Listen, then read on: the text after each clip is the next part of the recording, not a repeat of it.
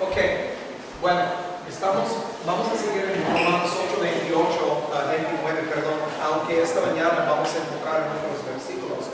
Pero recuerden que empezamos hablando sobre lo que Dios antes conoció o predestinó para ser conformados a la imagen de Jesucristo. Y el propósito de empezar aquí en este versículo es porque yo quiero poner una cimentación donde vamos a construir una casa, porque vamos a seguir hablando sobre madurar como seguidores de Cristo. En la parábola de la semilla de mostaza, Cristo dijo que el reino de Dios es como una semilla o un grano de mostaza. También dijo que tu fe sea como un grano de mostaza. Y muchas veces lo tomamos como si, bueno, si yo tuviera fe muy chiquita, yo puedo hacer grandes cosas. Pero esa no es la enseñanza de este versículo.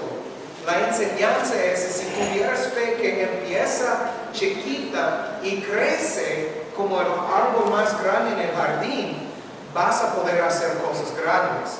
Entonces habla de madurar en nuestra fe. Entonces sobre estas próximas semanas yo quiero hablar sobre la madurez.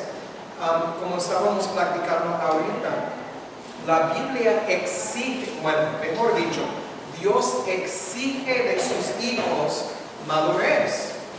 No podemos quedarnos como niños en las cosas de nuestro Dios. Dios quiere hijos y hijas que siguen creciendo y madurando en su sabiduría, en su comportamiento, en su carácter y todas esas áreas de la vida, porque Él nos predestinó para ser sus hijos y crecer así. El problema en la mayoría de lugares es que siguen en lo mismo. Y Pablo dijo que necesitamos dejar de las cosas fundamentales de la fe. Y dijo también, ustedes deben de ser ya maestros. Entonces Él estaba castigando a la gente porque no estaban madurando. Y el problema es que, como hablamos ahorita en la clase, que la flojera nos toca bien fuerte muchas veces. ¿Cuántos de ustedes van a sus casas y abren un diccionario de Strong's y una enciclopedia bíblica para buscar cosas a solas? O esperan hasta el domingo para que yo los instruya. Entonces, si me explico, no lo hacemos en nuestra casa. No tomamos el tiempo para madurarnos. No ponemos en práctica lo que estamos aprendiendo. Como Santiago dice, no sean solamente oidores, sino hacedores de estas cosas. Porque cuando hacemos lo que estamos aprendiendo, nos fuerza, es la palabra, a crecer. A fuerzas maduramos. Cuando yo tengo que poner en práctica la tolerancia de mis hermanos, entonces me hace crecer en paciencia, en amor. Entonces voy madurando por poner en práctica estas cosas. La semana pasada platicamos de 2 de Timoteo 2:19. Hablamos sobre un sello. Quiero empezar por hablar sobre esto un poco más esta mañana. Y recuerden la palabra, que es una palabra un poco rara, es sfragis. Y esta palabra se traduce cercar o encerrar, y tiene por sentido un anillo, y este implica un sello. Entonces, cuando hablamos de un sello, hablamos de algo como los reyes usaron en aquellos días, un sello para cerrar sus cartas, o poner un sello en un decreto para mostrar que fue genuina y de verdad. Entonces, si miramos en los evangelios que el rey, el gobernador de aquellos días, puso un sello sobre la roca que sellaba la tumba de Cristo Jesús. Entonces, habla de eso. Habla de por implicación, la impresión que deja un sello para marcar algo por usos privados o mostrar que es genuina. Entonces, directamente traducido quiere decir encerrar o cercar. Hermano, ¿qué versículo estás? Segunda de Timoteo, capítulo 2, versículo 19. ¿Y qué palabra? Este es la palabra, este es sello. Sello. Ajá. Segunda de Timoteo 2, 19. Entonces, donde dice que el sello sobre esta cimentación es que Dios conoce a los suyos. Recuerden, platicamos esto. Este es el sello que Dios puso sobre la cimentación, que Dios conoce los suyos. Entonces, obviamente, este es algo, cuando hablamos de un sello, hablamos de algo que es genuina. Entonces, es lo que miramos en este versículo. Entonces, yo quiero mostrarles unos versículos hoy que usan la misma palabra sello. Vamos a Juan 3, 33.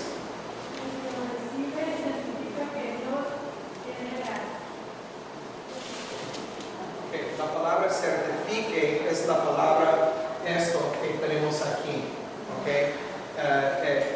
Dice en otra versión, el que recibe su testimonio, este signo que Dios es verdadero.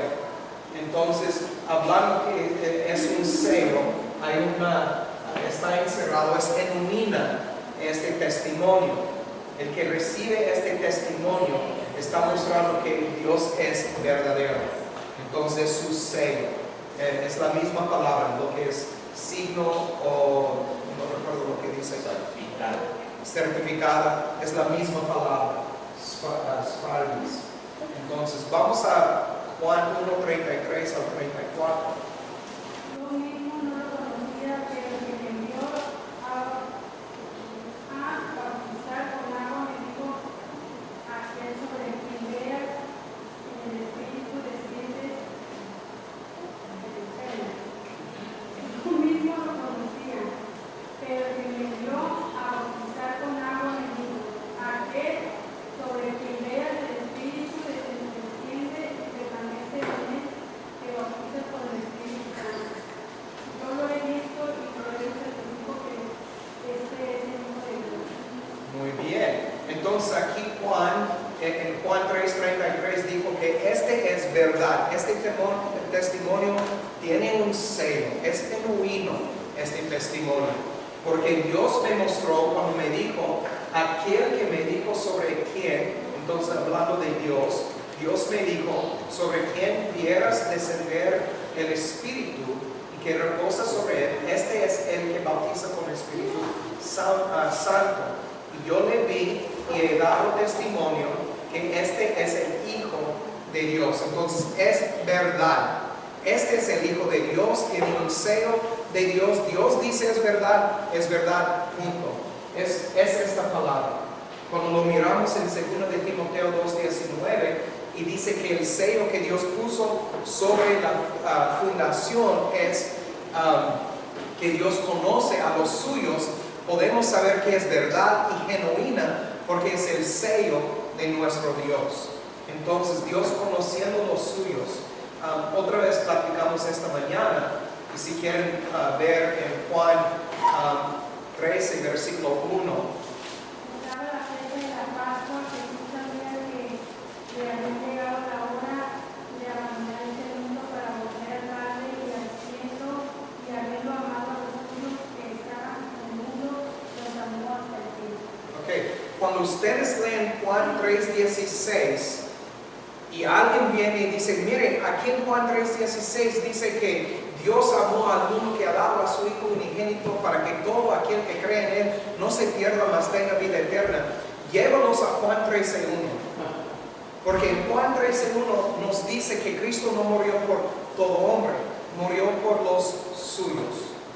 Es bien claro. Y ni tienes que llevarnos al griego y explicarlo. Pueden usar el idioma español y decir, miren, pero aquí dice, como había amado a los suyos que estaban en el mundo, ámalos hasta el fin. Dio su vida. Este también tiene que ver con Romanos 5:8 y varios otros versículos. Entonces miramos que cuando miramos en 2 de Timoteo 2:19, que dice que sobre la fundación que Dios estableció, que es firme y sólido, entonces que Dios puso un sello que conoce a los suyos. Y recuerdan qué quiere decir, recuerdan la palabra ginosko que miramos la semana pasada. ¿Recuerdan lo que quiere decir?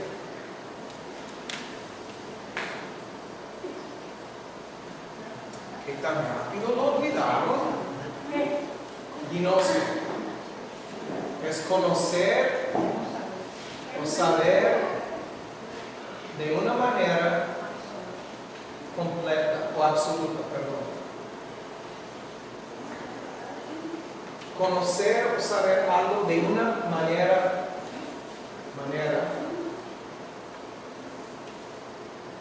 absoluta. Recuerden, hablamos de esto la semana pasada. Entonces, y sabemos que el testimonio de Juan es genuino porque hay un sello.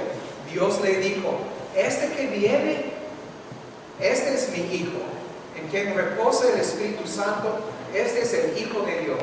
Entonces su testimonio es verdad y genuino. Por eso usa en 3:33 la palabra sello. 1 Corintios 9:2. Y si tienen preguntas, está bien, pueden preguntar, porque es mejor aclarar las cosas en el momento. Porque si ustedes son como yo, van a olvidar la pregunta y van a salir con dudas.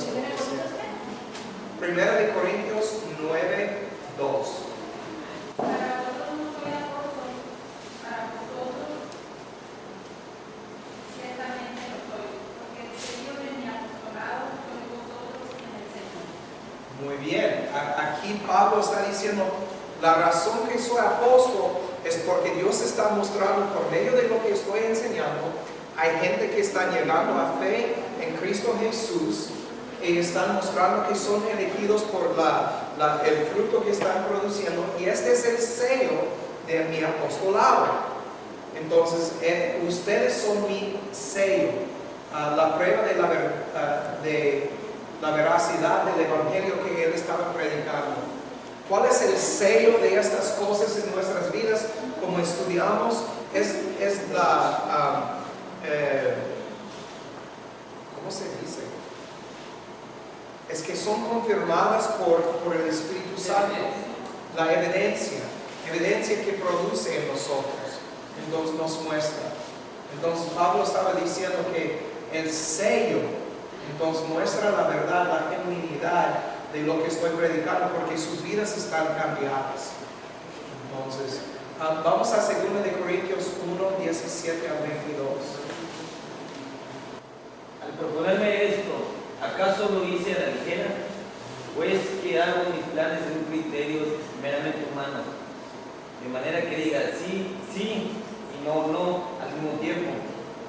Pero tan cierto como que Dios es fiel, el mensaje que les hemos dirigido no es sí y no, porque el Hijo de Dios, Jesucristo, a quien Silvano, Timoteo y yo predicamos entre ustedes, no fue sí y no, Él siempre ha sido sí.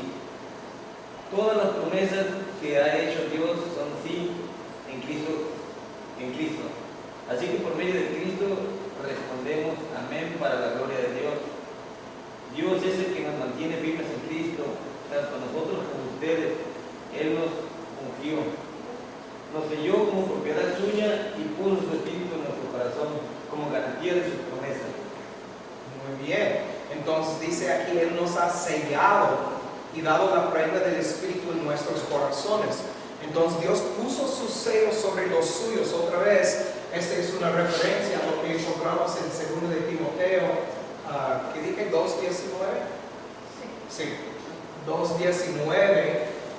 Está respaldando, otra vez Pablo hablando aquí en 2 de Corintios, respaldando esto, que el sello en nuestras vidas Dios lo puso.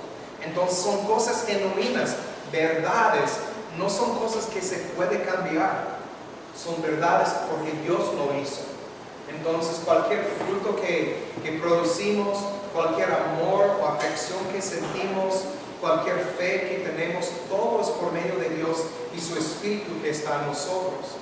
Nada proviene de nosotros mismos, como en Efesios 2:8-10 dice que todo viene de Dios como un regalo a los suyos. Entonces, vamos a Efesios 1:11-14.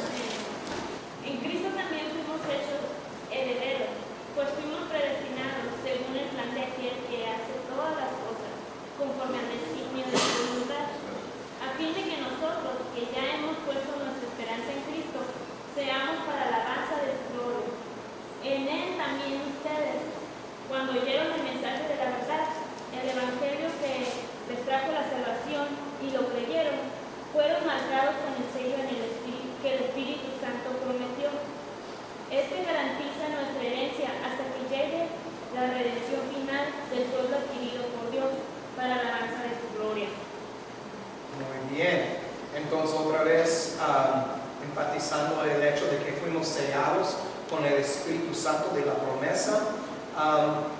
También notamos aquí en versículo 11, tuvimos herencia habiendo sido predestinados. Esa es la palabra propósito, conforme al propósito de Dios.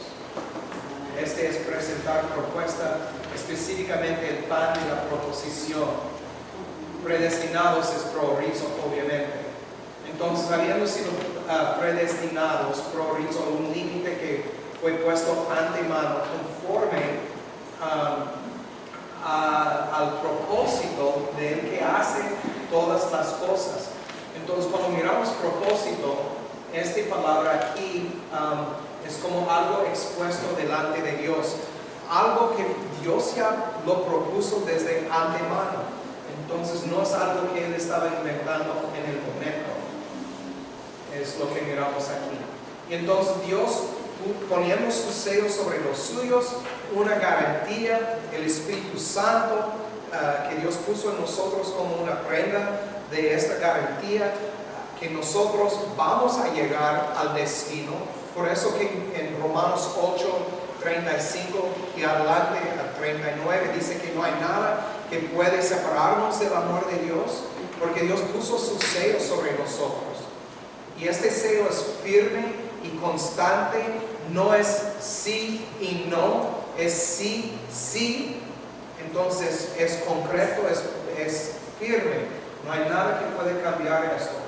Entonces, cuando lo miramos, y la razón que estoy mencionando todo esto es porque como fuimos sellados y somos hijos de Dios, es algo firme y concreto, hay que madurar, hay que madurar. No es cuestión de simplemente confesar con los labios que Cristo es el Señor y decir, pues estoy bien, ya tengo mi boleto, ya puedo entrar en los cielos, porque no es así, no es lo que dicen las Escrituras. Hay que madurar, tenemos que producir fruto en acuerdo con nuestra salvación. Entonces, si no estamos produciendo, Pablo dice, ustedes deben de examinarse entonces para estar seguros que están en la fe. Entonces, si una persona viene a un lugar y escucha las Escrituras y dice, yo lo creo, ok, está bien que lo crees, hay muchos que lo creen, pero crees hasta que hay cambios en la vida. Este solamente es algo que Dios puede producir. Entonces, cuando miramos en el libro de Hechos, yo lo mencioné la semana pasada, yo creo, o tal vez el jueves, hay un hombre que se llama Simón, y dice que Simón creó lo que dijo Felipe, y que fue bautizado, pero no produjo nada. Después quería comprar el Espíritu Santo de los discípulos, y Pedro le maldijo bien fuerte, por haber dicho, pues déjame comprar el Espíritu Santo. Obviamente él no entendía, obviamente no fue convertido. Entonces este nos muestra una lección bien fuerte, que solamente porque uno dice con la boca y pasa por agua, no quiere decir nada, no quiere decir que es uno elegido. Solamente quiere decir que cree lo que dice. Y recuerden que dice de los demonios que creen y tiemblan. Y sabemos que los locos no están en el plan de Dios. Es lo que demoniado es. Bueno, es una lección bien larga. Vamos a usar la palabra. Entonces, los endemoniados o los demonios no van a entrar en el reino de los cielos. Entonces es ridículo pensar que solamente por abrir la boca y decir algo con los labios que uno es salvo. La salvación viene cuando Dios, por ejemplo, cuando pensamos en el arca de Noé. ¿Cuántos entraron en el arca? 8 personas. ¿Cuántas personas vivían en ese tiempo? No sabemos, millones. Dice que la tierra estaba habitada por muchos hombres. Entonces, no sabemos, cuántas personas. Pero de todas esas personas, Dios escogió 8, no más. Y esos 8 son los únicos que entraron en el arca. Y cuando hablamos de salvación, hablamos de entrar y de estar llevados de un punto hasta otro punto y salir. Cuando ellos salieron del arca, fueron salvos. Salvación no es algo que uno puede aceptar, no es algo que uno puede decir con su boca, es algo que Dios hace en la vida de una persona por llevar a la persona de un punto a otro punto. ¿Cuál es el otro punto para nosotros? Es cuando entramos en la Nueva Jerusalén. El arca para nosotros es este mundo. Las aflicciones para nosotros, o lo que fue la tormenta para ellos, son las aflicciones para nosotros. Lo que ellos vivieron literalmente, nosotros vivimos, bueno, literal y espiritualmente. Aflicciones son literales en nuestras vidas, son reales. Entonces, la salvación para los que son de Dios, podemos decir que somos salvos como algo que es terminado, porque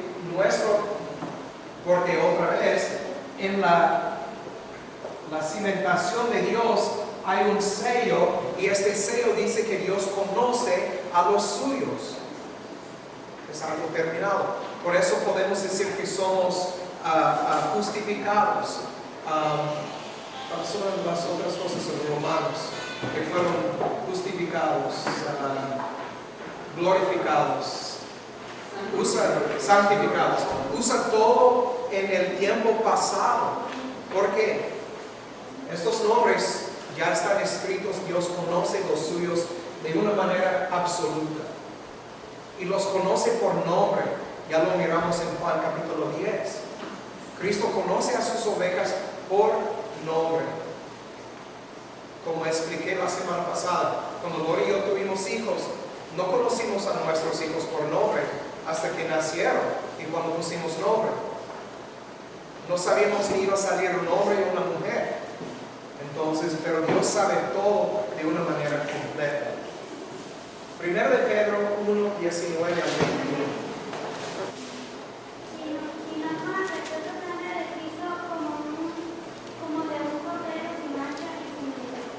Muy bien, si puedes leer hasta 21, por favor.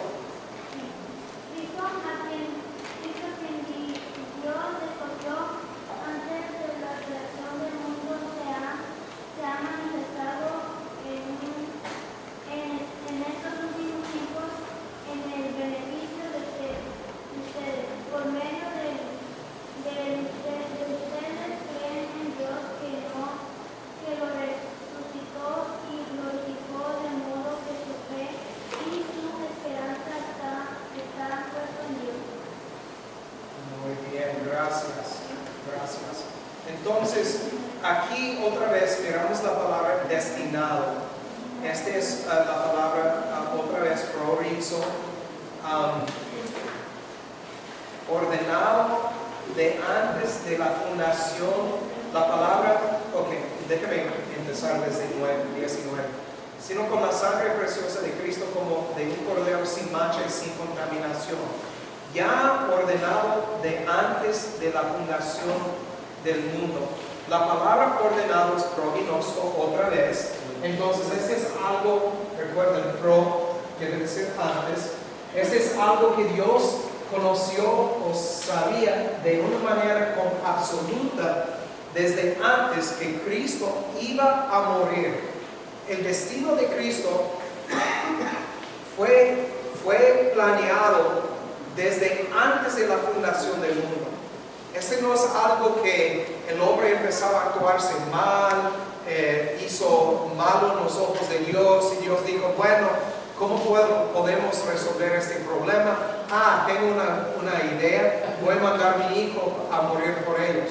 No fue así. Dios lo propuso desde antes de la fundación del mundo. La palabra aquí ordenado es proginoso. Lo sabían de antes de una manera absoluta. No había ninguna duda. En Génesis, cuando estaba maldiciendo Dios a Adán Sobre y la Eva, paz de la... dijo que ahí de la semilla de la mujer iba a venir el Salvador. Sí. Desde Génesis sabemos que tenemos la promesa de los Sí, y este habla de antes Todavía. de esto. Sí, exactamente. Y Génesis, según algunos, fue escrito hace 6, 7, 8 mil años, entonces no estoy 100% seguro.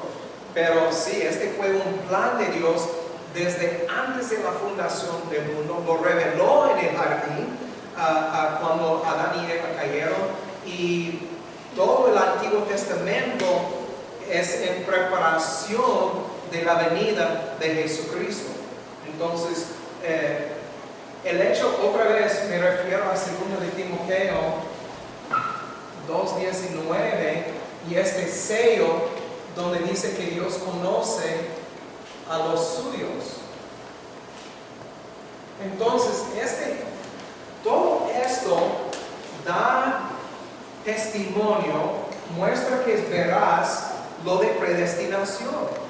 Porque si Dios tuvo un plan desde antes y conoció a los suyos desde antes, entonces no hay nadie que puede llegar que Dios no conoce y no sabía de ellos de una manera completa. Entonces, bueno, es ridículo pensar que hay alguien que va a llegar que Dios no sabía desde antes, que no predestinó a esta persona a llegar a Dios. Es su plan desde antes del tiempo. Entonces, es lo que miramos aquí en 1 de Pedro 1:19. Entonces dice que este cordero, sin mancha y sin contaminación, ordenado de antes de la fundación del mundo. La palabra antes es pro, de la fundación del mundo. Esta palabra fundación es katobole y es fundar, figurativamente concepción. So, desde el principio, antes del principio del mundo, y fue manifestado en los postrimeros tiempos por amor de vosotros. Yo quiero enfocar en esto. Porque Cristo vino cuando vino al mundo. Porque Dios no mandó a Cristo durante el tiempo del Antiguo Testamento. Porque no lo mandó hace 10 años. Porque no lo mandó hoy. No lo manda hoy. Porque Dios tiene un tiempo perfecto para la entrada del Mesías. Había todo esto del Antiguo Testamento que tenía que pasar.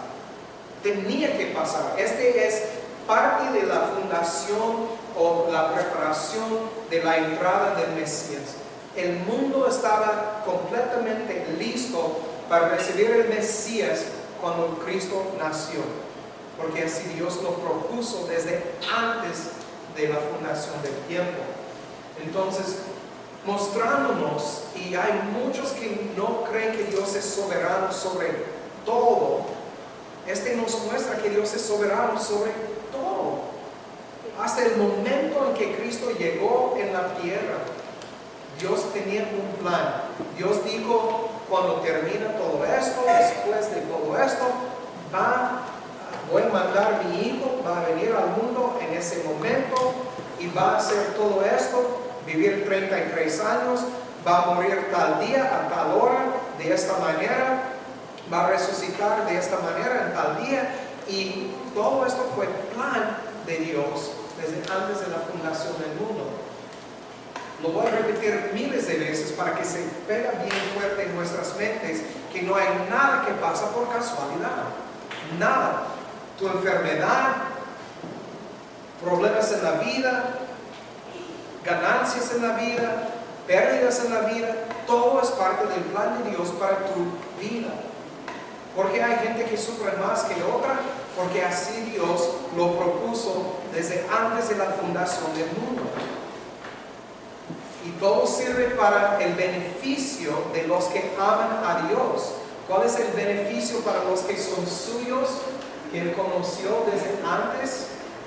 El beneficio es que estas cosas nos conformen a la imagen de Jesucristo. Y siendo conformados a la imagen de Jesucristo implica madurar. Este es mi punto de todo este sermón. Es madurar. Si estamos siendo conformados a la imagen de Jesús, hay que madurar. Si ustedes quieren un reto, leen Filipenses 2. Leen lo que leímos esta mañana en el estudio acerca de cuál era el otro versículo que leemos.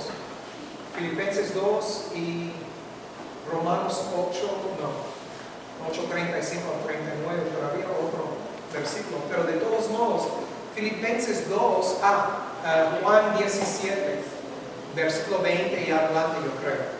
Si quieren un reto, Cristo oró por su iglesia y dijo: Padre, que sean uno como tú y yo somos uno. Y que en esta unidad que alcanzan la perfección, la palabra perfección aquí se traduce madurez, que de Dios, lo vamos a ver en unas semanas. Entonces, este es lo que que Cristo oraba por nosotros, lo que Dios desea para con sus hijos, que ellos maduren. Vamos a Juan 1, versículos 1 y 2. En el principio era el verbo, y el verbo era con Dios, y el verbo era Dios. Ese era el principio con Dios. Muy bien. Entonces, otra vez, respaldando lo que miramos en 1 de Pedro 1:19 al 21, lo que ya tenemos tiempo hablando, que este fue algo, Cristo estaba con Dios en el principio. No es algo que Dios decidió en un tiempo más adelante. Este es algo firme y constante porque fue escrito desde antes de la fundación del mundo. Colosenses 1:15 al 17. Él es la imagen de Dios invisible, el primogénito de toda creación. 15 no más. Hasta 17. Porque por medio de él fueron creadas todas las cosas en el cielo y en la tierra, visibles e invisibles, sean tronos, poderes, principados y autoridades. Todo ha sido creado por medio de él y para él. Él es anterior a todas las cosas, porque por medio de él forman todo un coherente. Muy bien. Obviamente hablando de Jesucristo. ¿Ok? Jesucristo, ¿cuál es la imagen del Dios invisible? Esta palabra es eikon. Eikon. Nosotros decimos hoy en día icon o icono. ¿Cómo es en español? Icono. Entonces ustedes, si alguien tiene computadora, saben lo que es un icono. Es obvio. Y dice que Cristo es la imagen del Dios invisible, el primogénito de toda criatura, porque por Él fueron creadas todas las cosas que están en los cielos y en la tierra. Otra vez respaldando lo que ya miramos en Juan 1:1 y 2, lo que miramos en Génesis, lo que miramos en 1 de Pedro 2:19 al 21, todo trabajando junto para mostrarnos que estas son cosas que Dios propuso desde antes de todo el tiempo. Y Él es antes de todas las cosas y por Él todas las cosas subsisten. Todas las cosas subsisten. Entonces todas las cosas están juntos.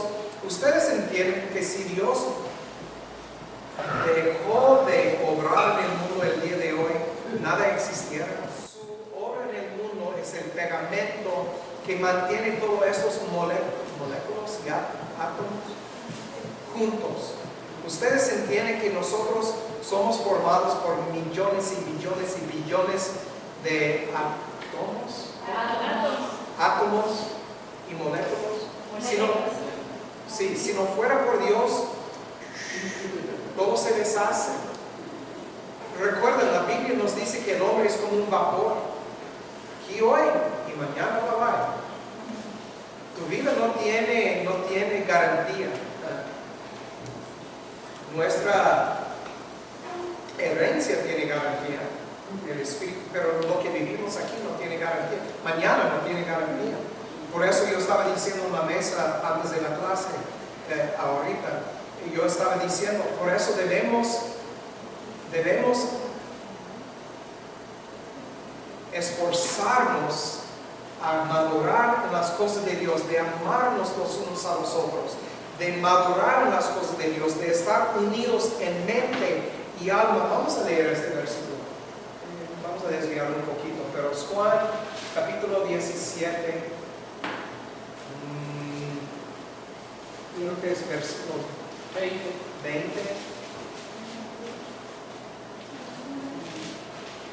Amén. No ruego solo por esto, ruego también por los que han de creer en mí por el mensaje de ellos. Muy bien, está hablando de nosotros, ¿ok? Más no ruego solamente por estos discípulos que están conmigo ahorita, sino también por los que han de creer en mí, por la palabra de ellos, el evangelio que ha llegado hasta nosotros. Y dice, para que todos sean una, como tú, oh Padre, en mí, y yo en ti, que también ellos sean en nosotros una cosa. Para que el mundo cree que tú me enviaste. Piénselo por un momento. Dios y el Hijo, la unidad que comparten. Hay algo, la cosa más pequeña de desacuerdo entre ellos.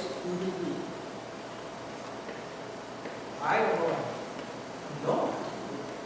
Hay algo ser tan pequeño de contradicción entre ellos.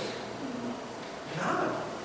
Absolutamente nada. Y aquí está el Señor Jesucristo orando por nosotros, diciendo, Padre, yo estoy pidiéndote que ellos sean como tú y yo somos.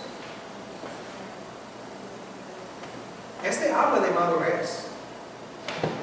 Habla de, porque si no seguimos madurando las cosas de Cristo, nunca vamos a llegar a esto. Dice en 22, y yo, la gloria que me diste, les he dado para que sean una cosa, como también nosotros somos una cosa. Yo en ellos y tú en mí, para que sean consumadamente una cosa, que el mundo conozca que tú me enviaste y que los has amado como también a mí me has amado. Padre, aquellos que me has dado, quiero que donde yo estoy, ellos estén también conmigo, para que vean mi gloria que me has dado, por cuanto me has dado desde antes de la constitución del mundo. Esta palabra constitución es fundación, es la palabra fundar. Entonces, antes de la fundación del mundo, me has amado. Entonces, Cristo aquí, orando por nosotros, que llegamos a ser consumadamente, según la versión que tengo aquí, que en versículo 23, para que sean perfeccionados en uno. Déjame buscar esta palabra en otra.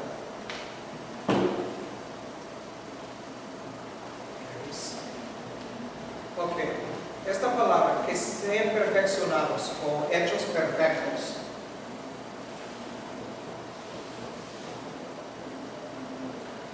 Elegido es ser completo, viene de elegidos. Y esta es la palabra que se traduce es números 5, 6, 4, 6. Ya lo voy a buscar en 5, 6. Completo en varias aplicaciones de trabajo, crecimiento mentalmente y carácter moralmente. Se traduce alcanzar madurez, maduro y perfecto. Habla de cualidad de completo. Entonces habla de madurar, perfeccionarnos en Cristo Jesús.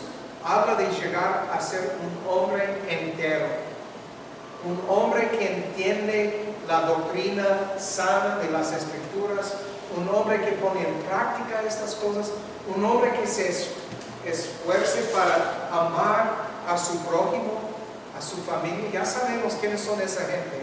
No estoy hablando de todo el mundo. Estoy hablando de los que comparten la misma doctrina que está en las Escrituras. Las cosas que estamos mirando semana tras semana tras semana.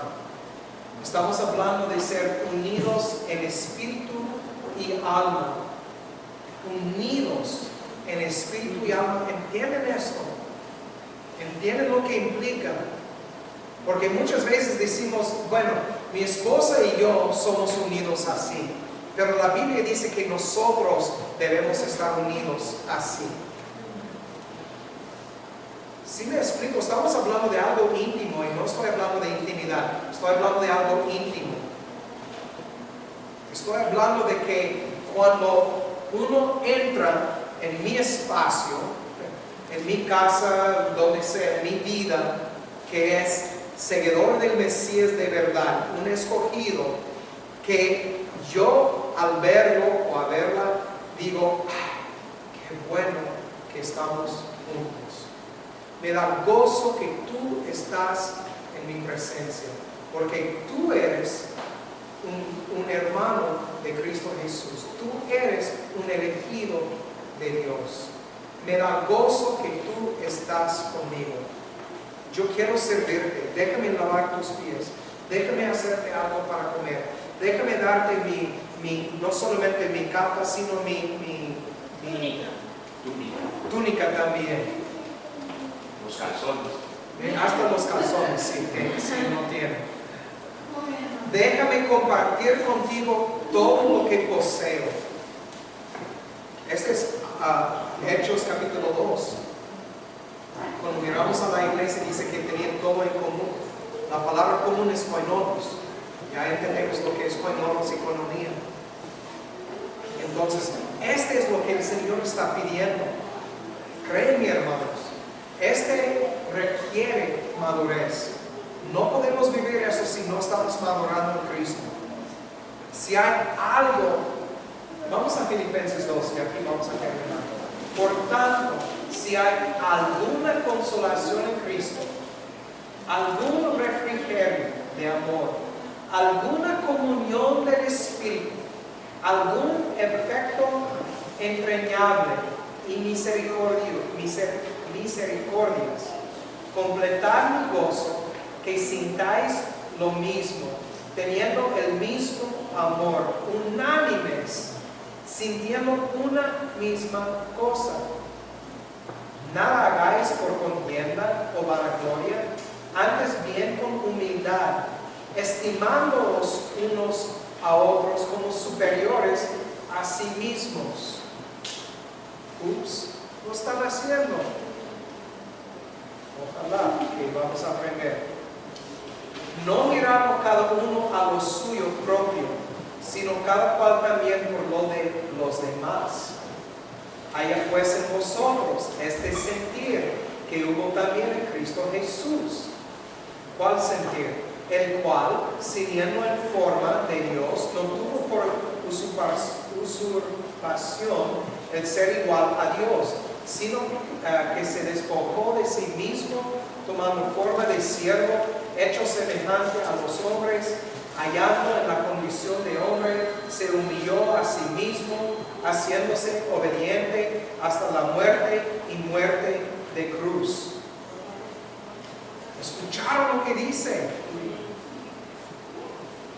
Exige madurez de los hijos de Dios. Ay, pero tú no sabes lo que tengo que vivir. ¿Sabes qué? No me importa lo que tienes que vivir. Estás sangrando, estás en la cruz, has muerto para tu hermano. No, entonces, mande. ¿Desde qué quejas? ¿Por qué quejas? La Biblia está exigiendo madurez de los hijos de Dios. ¿Duele? Oh cielos, sí duele. Por eso dice en el libro de Hebreos, capítulo 12, versículo 6, que Dios ama a sus hijos y a sus hijos los va a disciplinar y los va a azotar. ¿Por qué necesitamos azotes? Porque no queremos hacer lo que dicen las Escrituras. Por eso lo necesitamos. Porque nosotros actuamos como niños. egoístas. ¿Cuál es la palabra? Chipilones. Queremos todo a nuestro gusto, a nuestra manera. Así canta Frank Sinatra. Sí. Lo quiero a mi manera. A mi manera. Es verdad. Somos egoístas. Y miramos en Cristo Jesús que no existía egoísmo. No existía. Y dice que debemos tener la misma mente que tiene Jesucristo. Por eso, sobre estas próximas semanas y meses, vamos a estar hablando de madurar. Porque nosotros aquí tenemos que madurar. Muchos de ustedes tienen desde el principio aquí con nosotros. Debemos ser ya maestros. Debemos ser ya maduros. Entonces, ya es tiempo. Al principio de este año yo sentía en mi corazón, yo creo que Dios lo puso, que los primeros 15 años eran en preparación para estos próximos 15 años. Entonces nos preparó, Dios estaba poniendo una cimentación aquí. Ya quiere empezar a construir una casa firme, una casa bonita para su honra y gloria. Y entonces como todos entienden, cuando construyen una casa, la fundación tiene que ser firme, no puede moverse, tiene que estar firme. Y toda la casa tiene un orden, todo tiene propósito, todo tiene su tiempo. No pones el techo antes de las paredes, no pones los vidrios antes de echar ¿cómo se llama el emplaste? ¿Sí? Todo tiene un tiempo, todo en un orden, y Dios está cumpliendo su orden aquí, y nosotros estamos participando en este orden, todo lo que Él propuso desde antes. Así como estás diciendo, antes de poner la fundición, se le tiene que escarbar, se le tiene que quitar el material que no va a estar firme, y ya se le pone piedra, se le pone algo que sostenga el peso, Sí. y es lo que pasa Sí, en la cierto. construcción. Sí, es cierto. Entonces Dios anda quitando de cada uno de nosotros, exprimiendo de su vida las impurezas, las cosas que estorban madurar en Cristo Jesús.